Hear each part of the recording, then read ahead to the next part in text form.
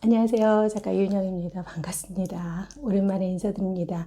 앞으로 이 유튜브 채널을 좀 어떻게 하면 잘 운영할 수 있을까 고민하는 시간을 조금 가졌고요. 이 고민을 끝에 제가 좋은 아이디어와 좋은 컨텐츠 또 좋은 기획을 하게 되었고요. 앞으로 여러분께서 궁금해하시는 다양한 이야기들을 낱낱이 공개하도록 하겠습니다. 잘 지켜봐 주시고요. 여러분한테 유익한 정보가 될 수 있다면 제가 알고 있는 내용들을 모두 탈탈탈탈 털어드리겠습니다. 자, 오늘 제가 알고 있는 내용 중에서 어떤 걸 먼저 준비할까 궁금해 하시는 분들이 많을 것 같아서 그래도 요즘 가장 핫하다는 어떤 플랫폼에 대한 이야기들을 여러분한테 전달해 드리고자 합니다.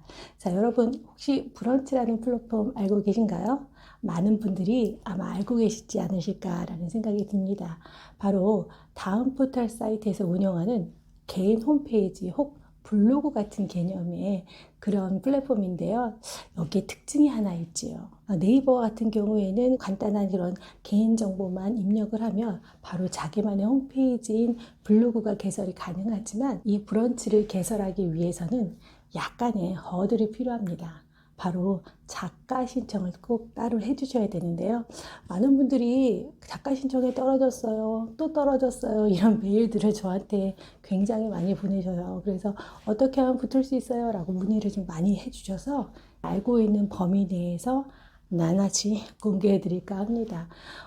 저는 사실 이 브런치라는 플랫폼 굉장히 초창기 때부터 운영을 하고 있고요. 그 브런치라는 플랫폼을 통해서 저의 첫 책인 어쩌면 잘 쓰게 될지도 모릅니다가 세상에 나오기도 했습니다.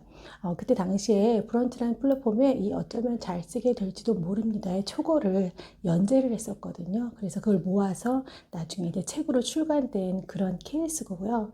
저뿐만 아니라 많이 유명한 작가님들 혹은 초보 작가님들께서 이 브런치라는 플랫폼을 통해서 출간 작가가 되는 기쁨을 많이 누리시고 있고 요즘은 아주 핫하게 많은 분들이 투고를 하기보다는 아예 브런치에 도전하는 분들도 꽤 많으신 것 같더라고요.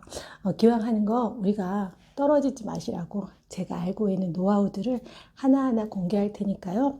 만약에 많이 떨어졌던 분들은 이 방법을 한번 참고해 보시면 좋지 않으실까라는 생각이 듭니다. 자, 그리고 한 가지 말씀드릴 게 있는데요. 떨어져도 너무 의기소침해 하지 마세요. 바로 다음에 조금만 수정해서 리뉴얼해서 다시 한번 보내시면 어쩌면 더 좋은 결과가 이루어질 수도 있으니까요. 자, 자기만의 컨텐츠와 이야기들이 있다면 어떤 분이든지 가능한 게 이 브런치 작가 신청이에요. 너무 의기소침해 하지 마시고 용기 내셔서 한번 해보시면 좋을 것 같아요. 지금부터 공개하도록 하겠습니다.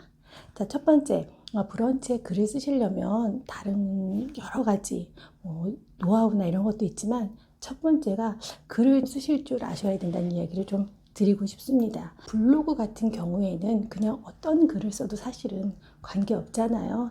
내 일상을 적으셔도 되고 내 상념을 적으셔도 되고 내가 갔던 맛집의 정보도 올리셔도 되고 그냥 간단하게 사진만 올리셔도 아무런 문제가 없습니다. 그런데 이 다음 브런치의 경우에는 이 작가 신청이라는 과정을 통해서 하게 되는 이유가 출판을 기반으로 하는 플랫폼이에요. 출간 작가가 되기 위해서는 제1번의 원칙이 뭐죠? 맞습니다. 글을 쓰셔야 됩니다. 자, 그런데 여기서 오해하시는 게 있어요. 글을 굉장히 미려하게 잘 써야 된다라는 것들을 오해하시는 부분이 있는데요. 글을 제 생각에는 너무 짧게 쓰는 게 문제인 것 같아요. 왜냐하면 블로그 같은 경우에는 짧은 단상들 위주로 많이 쓰셨던 분들이라면 브런치는 한번 보셔서 아시겠지만 그래도 한 꼭지당 한 편당 A4 한 장에서 한 장 반 정도의 분량의 글을 써 주셔야 합니다. 어느 정도 자신의 생각과 경험을 일관되게 한 편의 글로 쓸 수 있을 정도의 역량을 갖고 있는 사람들을 원한다는 거지요.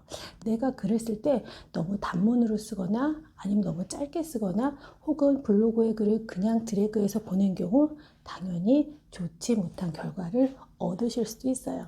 그래서 가능하시면 그 작가 신청의 글을 보내실 때는 한 가지 주제에 대해서 A4 한 장에서 한 장 반 정도의 분량을 좀 채워주시라는 거 그걸 팁으로 제일 먼저 드리고 싶습니다. 많은 분들이 그냥 이거 네이버랑 똑같은 거 아니야? 하시면서 네이버나 타 플랫폼에 썼던 글들을 그냥 드래그해서 보내시는 경우가 많더라고요. 아마 지금 뜨끔 하시는 분들도 있으실 것 같아요.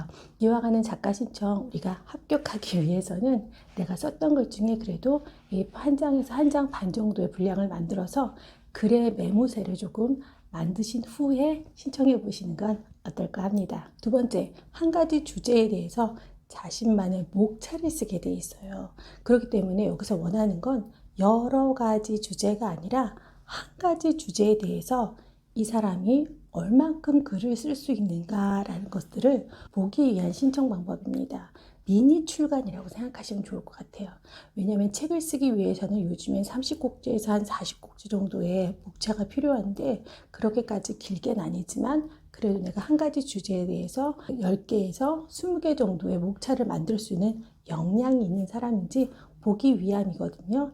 그래서 떨어진 분들을 제가 분석해 보니까 대부분 한 꼭지는 일상의 이야기, 한 꼭지는 독후감, 한 꼭지는 뭐 또 여행 갔던 이야기, 이렇게 일관적이지 않은 주제들을 그냥 두세 가지 툭 써놓은 것들을 보내신 경우가 굉장히 많더라고요. 그래서 가능하시면 한 가지 주제에 대해서 한 편에서 두 편 정도의 글을 만들어서 아까 말씀드린 것처럼 한 편당 A4 한 장에서 한 장 반 정도의 분량을 만들어서 보내시면 아마 좋은 결과가 또 있지 않으실까라는 것들을 생각할 수 있지 않을까라는 생각이 들어요. 첫 번째는 글을 좀 솔직하고 담백하게 쓰시기를 권해드리고 싶어요.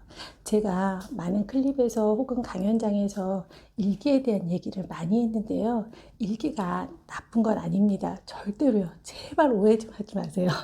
일기가 나쁜 건 아니지만 너무 일기처럼 자기 상념이나 넋두리가 담긴 글을 배제해 달라는 말씀이었어요. 그래서 가능하시면 내 독자가 있다는 생각하에 글을 쓰셔서 이 글을 읽는 사람은 인식하면서 글을 써라 라는 얘기를 많이 했는데요. 일기는 독자가 자기 혼자이기 때문에 다른 독자를 생각할 필요가 없습니다. 내 생각을 내가 내 마음대로 쭉 쓰시면 돼요. 하지만 이 브라운치라는 플랫폼 혹은 공개하는 글쓰기, 이건 SNS도 마찬가지고 블로그도 마찬가지예요. 아니면 혹은 어떤 글도 마찬가지입니다. 일기로 꽁꽁 혼자 볼 글이 아니라면 독자를 인식하는 글쓰기를 해주세요 라는 이야기를 드리고 싶습니다. 여러분들이 글을 쓸 때 독자를 인식하지 않고 쓰시는 경우가 굉장히 많아요.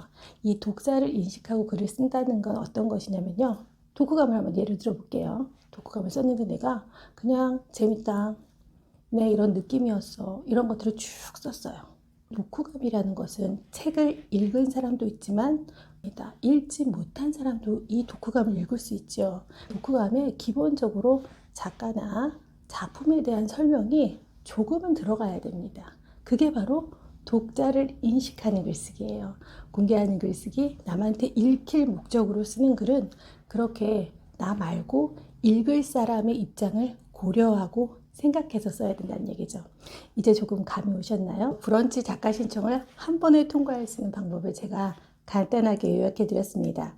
브런치 좋은 플랫폼입니다. 내가 작가의 꿈이 있거나 혹은 작가의 꿈이 아니더라도 글쓰기를 이번 기회에 꼭 하고 싶으신 분들은 한번 도전해 보세요. 여러분의 글쓰기를 영원히 응원하겠습니다. 고맙습니다.